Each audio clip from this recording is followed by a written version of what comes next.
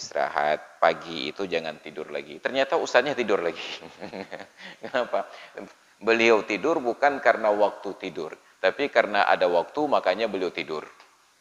Bukan karena waktu tidur, tapi karena ada waktu maka beliau tidur. Padahal kau apakah? Bengah, pancuri, cauro, nabi, teput, Yahudi. Begitu kita bertamu ke rumah Pak Ustadz pagi-pagi, ternyata Pak Ustadz sedang tidur. Ini pasti tengkunya pencuri. Bukan, karena ada waktu maka beliau tidur. Makanya menyalakan tip untuk pengajian Al-Quran itu dari sudut pandang syariat tidak ada sedikit pun nilai syariatnya. Yang pertama, yang mengaji nggak ada orangnya. Yang kedua, yang mendengar terganggu aktivitasnya. Yang ketiga, untuk salat itu masih 15 waktu ke depan waktunya. Maka itu mudah-mudahan menjadi perhatian kita. Karena kesal juga saya waktu di Tungkup itu setengah jam. Itu belum lagi yang di Cekeung dulunya sebelum saya jadi imam Ci. Masjid dengan lokasi anak-anak belajar, ruang kelas itu hanya berselang sekitar 50 meter atau 100 meter. Maghrib, anak-anak mengaji sampai dengan jam 9. Tapi 15 menit sebelum azan Isya sudah dinyalakan pengajian. Sampai berlanjut dengan sholat, dengan mic yang suaranya menggelegar. Maka ustadz-ustadz yang kita undang untuk ngajar anak-anak, sudahlah melongo saja di kelas. Anak-anak duduk sendiri, ustadz-ustadznya sendiri. Karena mau interaksi belajar mengajar, sudah tidak kondusif suara yang menggelegar. Itu harus menjadi catatan bagi kita. Maka kalau ada orang sholat sebelum masuk waktu, ataupun tidak mengetahui bahwa waktu sudah masuk, bukan belum masuk, waktu sudah masuk, tapi dia belum tahu ini sudah masuk atau belum. Pokoknya jika sembahyang aja wilayah katanya. Tidak sah salat, lam tasihha salatuhu wa in waqa'at fil waqti, sekalipun salat itu benar di dalam waktu, sekalipun benar, tidak sah karena dia belum tahu sudah masuk atau belum. Misalnya begini, waktu salat subuh itu kan bergeser-geser. Ada yang kadang-kadang masuk waktu subuh dari jam 5, dan pernah waktu subuh kita itu masuknya dari jam 5:30. Nah, kita pernah, mungkin ada sebagian kita pernah tinggal di Banda Aceh, dinas di sini, ketika jadwal waktu subuh jam 5. Lalu bergeserlah waktu subuh ke jam 5:30. Dia datang lagi kemari. Dia pikir jam 5 itu sudah subuh, karena dulu pernah pengalaman jam 5 subuh. Maka dia sholat subuh pada jam 5:15. Setelah selesai sholat, dia mau istirahat lagi melanjutkan tidur seperti saya tadi. Tiba-tiba jam 5:30 berkumandang azan. Dia tanya, azan apa ini? Azan subuh Pak. Bukannya subuh jam 5. Itu 3 bulan yang lalu subuh jam 5. Nah, sekarang subuhnya jam 5:30. Maka pertanyaannya, sholatnya itu bagaimana? Itu hanya menjadi sholat sunat saja. Tidak sah sebagai sholat wajib. Nah, kenapa? Karena belum masuk waktu. Nah, di waktu yang lain, ada orang datang dari Jakarta. Jakarta itu biasanya waktu subuh 1 jam sebelum Banda Aceh. Walaupun sama-sama waktu Indonesia Barat. 4:30 di Jakarta sudah subuh. Dia datang ke Aceh, telat bangun, terbangun pada jam 6:30. Di Jakarta 6:30 sudah habis subuh. Terbangun, ya Allah katelat semayang subuh ke katanya. Ke itu karena bahasa kami di Kota Madia Cekeung. Katelat semayang subuh ke. Maka dia sholatlah. Begitu dia sholat, terdengarlah kumandang azan. Menurut dia, waktu sudah habis. Maka terdengarlah kumandang azan. Azan apa ini? Azan subuh Pak. Bukannya sudah habis waktu subuh? Belum, ini baru masuk waktu subuh. Tadi dia sholat, dia pikir waktu subuh sudah habis. Maka sholat subuhnya tidak sah. Wa in waqa'at fil waqti, sekalipun sholat subuhnya itu terjadi di dalam waktu. Maka sebelum sholat tanya dulu, sudah masuk waktu atau belum? Kalau belum, jangan sholat dulu. Kalau sudah, baru boleh mulai sholat. Li'annal i'tibara fil ibadat bima fi dhannil mukallaf wa bima fi nafsil amri. Kenapa? Walaupun sudah masuk waktu, salatnya tidak sah apabila tidak diketahui. Karena di dalam ibadat, yang jadi standarnya itu ada dua. Yang pertama, dhannul mukallaf. Dugaan dari mukallaf tersebut bahwa benar sudah masuk waktu. Yang kedua, wa ma fi nafsil amri. Kenyataannya benar sudah masuk waktu. Berbeda dengan akad transaksi.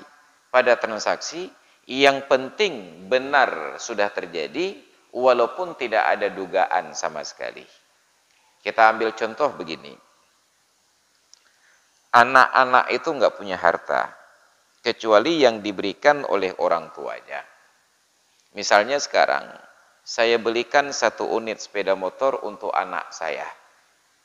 Anak saya menggunakan sepeda motor itu bukan sebagai hak milik, hanya sebagai hak pakai. Pemiliknya saya hanya berikan hak pakai. Lalu karena anak saya ini sudah merasa bosan dengan model sepeda motor tersebut, dia jual untuk diganti beli yang baru. Anak saya menjual sepeda motor itu tidak sah. Kenapa? Karena dia bukan pemilik dan bukan diwakilkan untuk menjual oleh pemiliknya. Dia jual. Begitu dia pulang, dia bawa motor yang lain. Saya tanya, "Nyan Honda benar hoka? Kalau pulau ya? Soyu pulau? Anak galak dia kalau pulau." Saya bisa temui pembelinya itu menyatakan, "Pak, sepeda motor itu punya saya. Tapi Pak Ustaz sudah saya beli.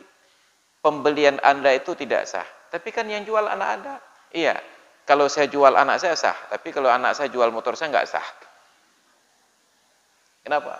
Karena motor itu bukan milik dia. Tapi dia jual.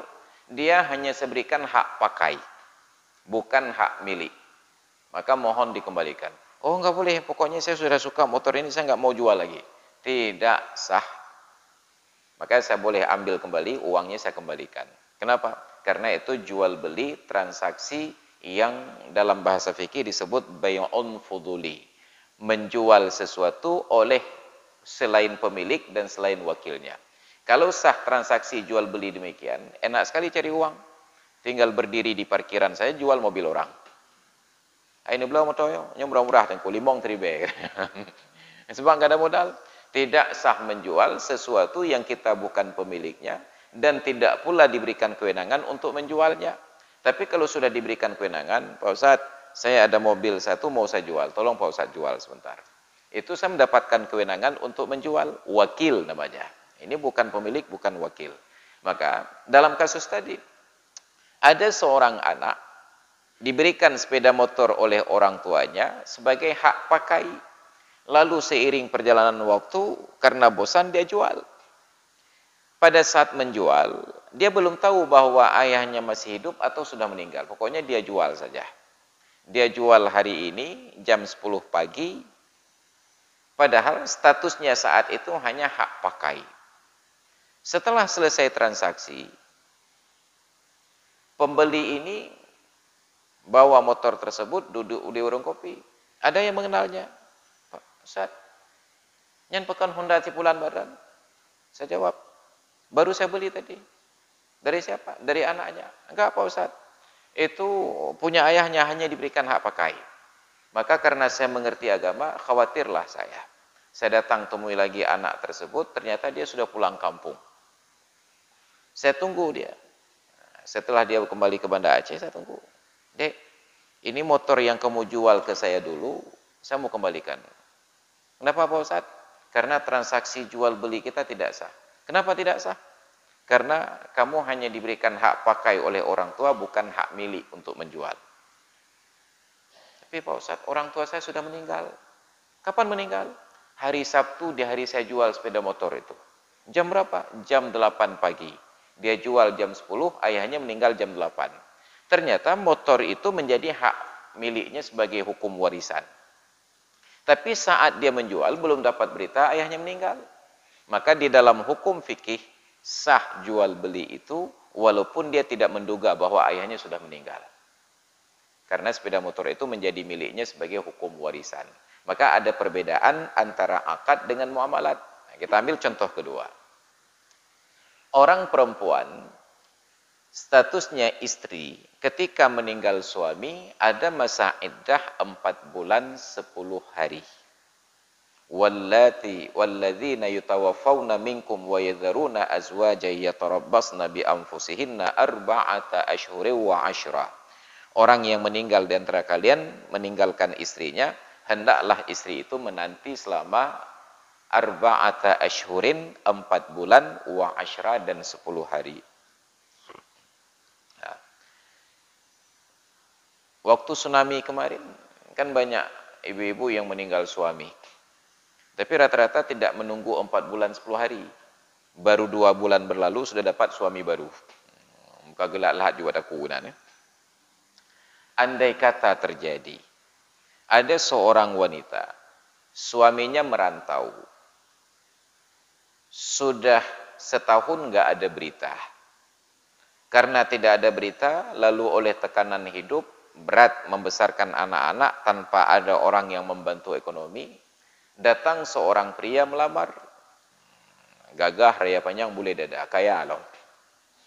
Ditolak rugi, diterima nggak tahu suami masih hidup atau sudah mati. Dicerai pun tidak. Nah, ibu ini berpikir daripada kesempatan baik ini lewat kita tangkap saja dulu. Wah, pokoknya tam kawin julai masalah lah kawain itu dah fikir. Kenapa dilakukan? Mungkin karena tidak paham fikih. Maka diterimalah lamaran, menikah. Setelah menikah, karena ada tamu yang diundang, salah seorang tamu yang diundang mungkin mengerti hukum agama, ditanya, Bu, ibu kan sudah kawin dulu? Iya. Sudah cerai, Bu? Belum. Loh, kok kawin lagi? Kesempatan, Pak. Ya, ada orang pria baik-baik, orang kaya datang melamar. Ini enggak sah, Bu. Kenapa enggak sah?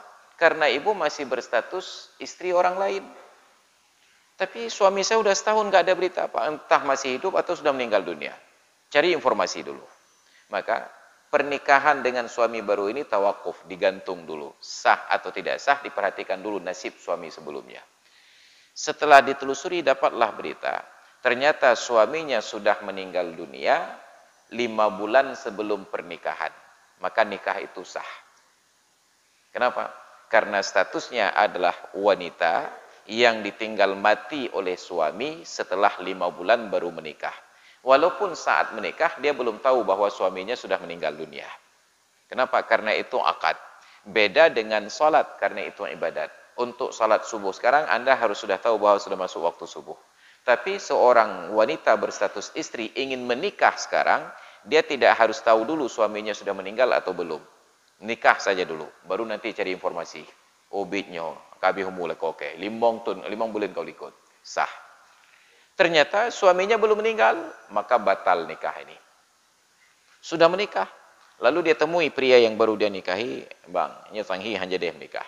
Bahkan ela koke kalau mati, ela koke kalau mati, belum meninggal.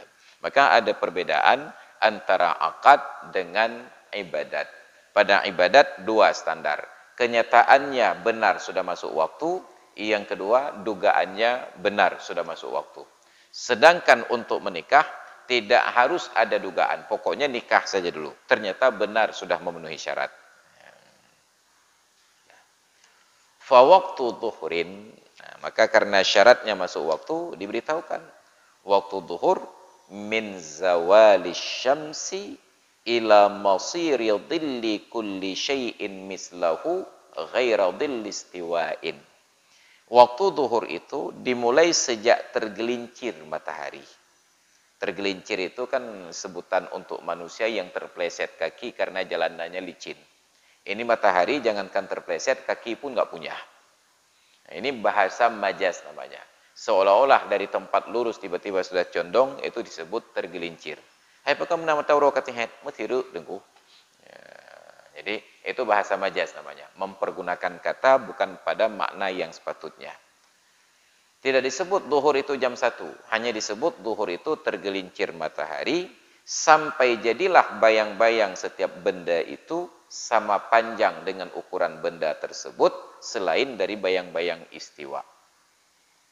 Bayang-bayang istiwa itu Ketika matahari di atas ubun-ubun tetap ada bayang-bayang di sekitar kita.